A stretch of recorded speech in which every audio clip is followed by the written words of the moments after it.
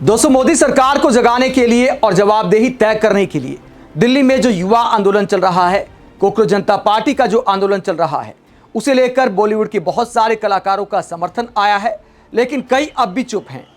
Police action के बाद कोई ज्यादा रिएक्शन सामने नहीं आया है।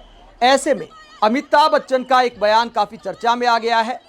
दिल्ली में पुलिस के एक्शन को लेकर, आंसू गैस के गोलों को लेकर और पुलिस की कार्रवाई को लेकर अमिताभ बच्चन का गुस्सा आपको दिखाएंगे।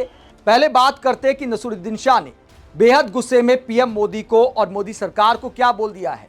जनता के मुद्दे उठाने में, सरकार से सवाल पूछने के मामले में, आंख में आंख डालकर बात करने के मामले में नसीरुद्दीन शाह एक ऐसे कलाकार हैं, ऐसे अभिनेता हैं जो बेबाकी से अपनी बात रखते हैं। इस बार भी मोदी सरकार को उन्होंने आईना दिखाया है।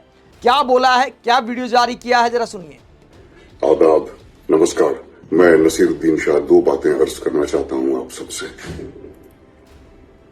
पहली बात तो ये कि अगर एक जाहिल इस मुल्क की रहनुमाई करे तो उसका दिल यही चाहेगा कि पूरा मुल्क उसी की तरह जाहिल, ना समझ, ना काबिल और बेरहम बने। अभिनय के दो अलग अलग कोर्स राष्ट्रीय नाट्य विद्यालय और पूना फिल्म इंस्टीट्यूट में पूरे करने के बावजूद मैंने अभिनय के बारे में सबसे ज्यादा जो सीखा है वो उन बच्चों से, उन तालिबे इल्म से जिन्हें सिखाने की कोशिश मैंने की है। मेरी पूरी हमदर्दी उनके साथ है। मैं उन्हें हजार हजार हर सांस के साथ दुआएं देता हूं और हर टीचर्स डे पर उन्हें सलाम करता हूं। इस वक्त मेरा दिल भी भरा हुआ है और मैं गुस्से से खौल भी रहा हूं ये देखकर कि हमारे इन बच्चों के साथ किस तरह जुल्म का बर्ताव किया जा रहा है उन गुंडों के हाथों जो मुझे अमेरिका के आइस एजेंट्स की याद दिलाते हैं, मुंह पे नकाब लगाए हुए, हाथ में डंडा लिए हुए। कभी अपने बच्चों के बारे में भी सोचा करो और ये भी सोचो कि तुम्हारा अंजाम तुम्हें भी एक दिन मिलेगा जरूर। इन सब बच्चों से मैं कहना चाहता हूं कि हिम्मत ना हारें। बहुत से लोगों की हमदर्दी आपके साथ है, बहुत से लोग आपके साथ हैं। आप लड़ते रहें। मुझे हमारे मुल्क की युवा पीढ़ी से हमेशा उम्मीद रही है और अब वो उम्मीद और उजागर हो गई है। आप लोग अपनी लड़ाई लड़ते रहें, हम सब आपके साथ हैं। और इस मुल्क की हुकूमत को मैं सिर्फ इतना कहना चाहता हूं, सब याद रखा जाएगा। तो देश के छात्र छात्राओं पर पुलिस एक्शन को लेकर जैसे सारा देश गुस्से में है, दिल्ली पुलिस मोदी सरकार से सवाल पूछे जा रहे हैं कि शांतिपूर्ण आंदोलन पर आखिरकार ऐसा एक्शन क्यों किया गया। तो नसीर साहब ने भी पीएम मोदी को आईना दिखाया है, बहुत हार्ड शब्दों का इस्तेमाल किया है।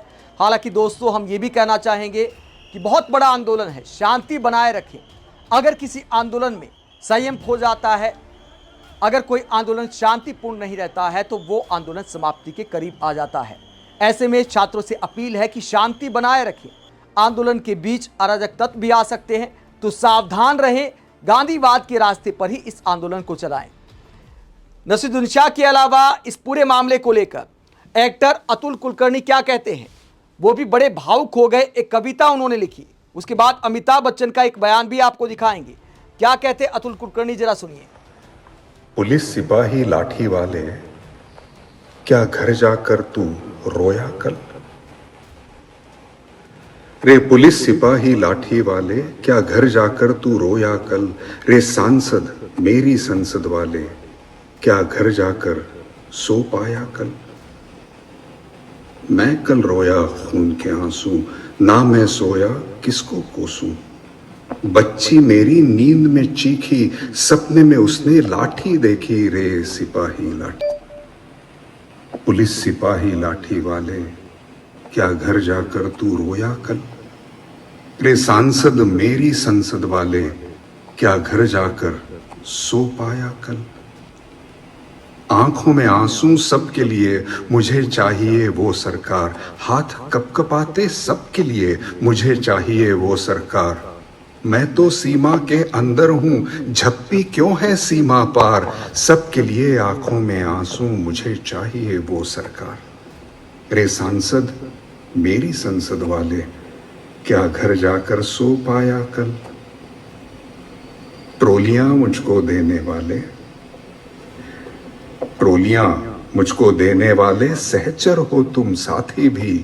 भारत माँ की कोख से जन्मे मैं भी, तू भी, ये भी, वो भी। लेकिन हाँ रे सांसद, मेरी संसद वाले, क्या घर जाकर सो पाया कल? रे पुलिस सिपाही लाठी वाले, क्या घर जाकर तू रोया कल? तो देश की बहुत बड़ी आबादी का दर्द महसूस होता है अतुल कुलकर्णी की इन पंक्तियों में, जो दिल से निकली है, लेकिन क्या सरकार के दिल तक पहुंच पाएंगी?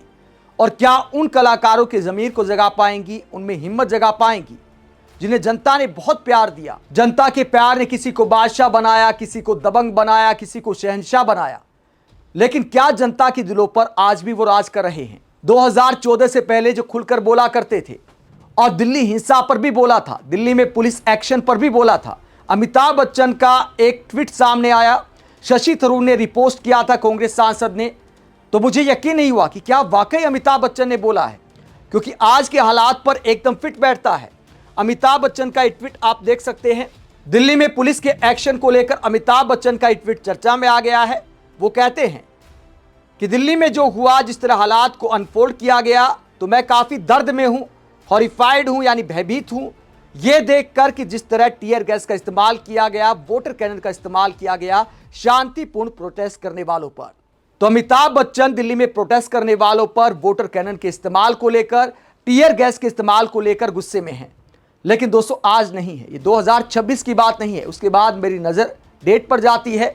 शशि थरूर ने जो रिपोस्ट किया था 12:04 दिसंबर 24, 2012, जब पीएम मोदी देश के प्रधानमंत्री नहीं थे, कांग्रेस की सरकार थी, तब प्रोटेस्ट करने वालों पर जो पुलिस एक्शन हुआ था, टीयर गैस का इस्तेमाल हुआ था, पानी की बौछारों का इस्तेमाल किया था, जब निर्भया कांड हुआ था और दिल्ली की महिलाएं, दिल्ली की पब्लिक, देश की पब्लिक दिल्ली की सड़कों पर उतरी थी, तो उस वक्त की कांग्रेस सरकार ने जो पुलिस एक्शन किया था उसके खिलाफ अमिताभ बच्चन ने खुलकर आवाज उठाई थी। लेकिन आज भी ऐसी ही तस्वीरें दिल्ली की सड़कों से सामने आई। लेकिन अमिताभ बच्चन जिस दिन इस्तेमाल हो रहा था टीयर गैस का, उस दिन का पोस्ट भी आपको दिखाता हूं कि अमिताभ बच्चन ने क्या लिखा। अमिताभ बच्चन ने कहा कि खेल समाप्त हो गया पर काम चल रहा है। अमिताभ बच्चन की इस पोस्ट के मायने क्या हैं? ये पोस्ट पढ़कर मुझे लगा कि शायद जो 20 जुलाई को हुआ उस पर ही लिखा गया है कि खेल समाप्त हो गया, यानी मैच समाप्त हो गया पर काम चल रहा है, यानी संसद मार्च समाप्त हो गया लेकिन आंदोलन अभी भी चल रहा है।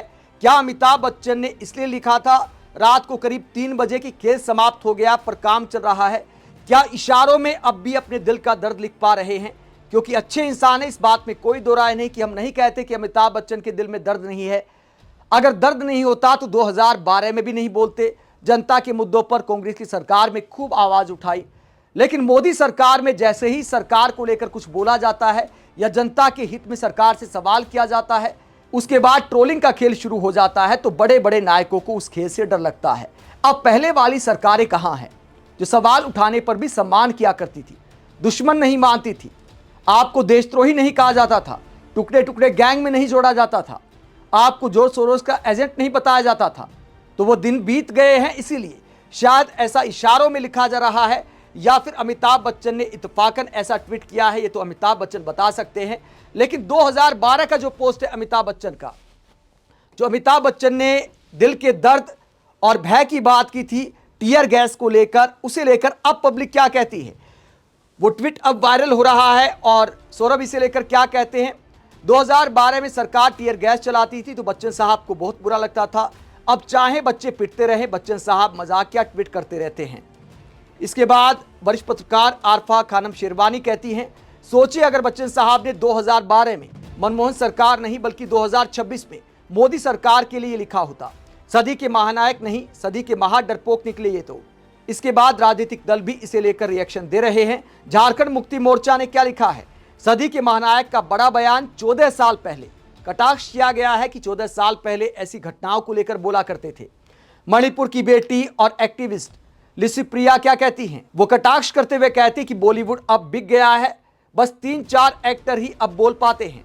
आगे वो कहती है कि पर्याप्त नहीं है, हर एक्टर को, हर सेलिब्रिटी को, हर स्टार खिलाड़ी को जंतर मंतर पर जो आंदोलन चल रहा है उसकी आवाज बनना चाहिए, बोलना चाहिए।